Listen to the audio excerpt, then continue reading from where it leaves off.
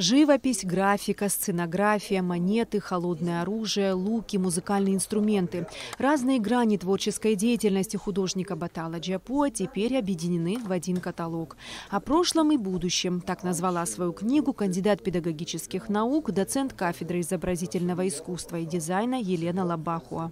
Когда я преподавала на факультете, приходилось часто встречаться с тем, что мы работаем со студентами, и нам не хватает наглядного материала.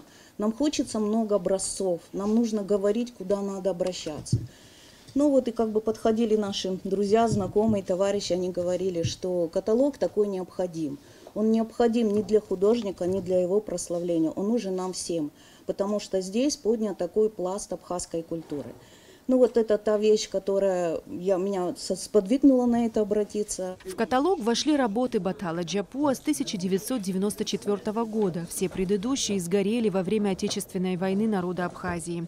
Иллюстрации пронизаны духом абхазского народа, его культурой и традициями. Тема исторического прошлого нашей страны отражена в серии графических работ и иллюстраций к литературным произведениям.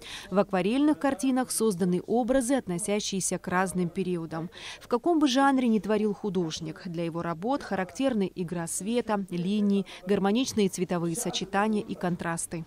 Когда художник обращается практически ко всем таким значимым пластам истории абхазского общества, его культуры, то есть такие знаковые вещи, как нардский эпос, как легенда Абраскила, не знаю, как наши исторические личности Леон, Килишбей, последний уход, махаджирство. То есть все такие знаковые этапы жизни общества абхазской культуры нашли отражение. В книге нашли отражение коллекции холодного оружия, монет, музыкальных инструментов, моделей старинных лодок и галер, а также уникальная коллекция традиционных абхазских луков, признанных международными специалистами.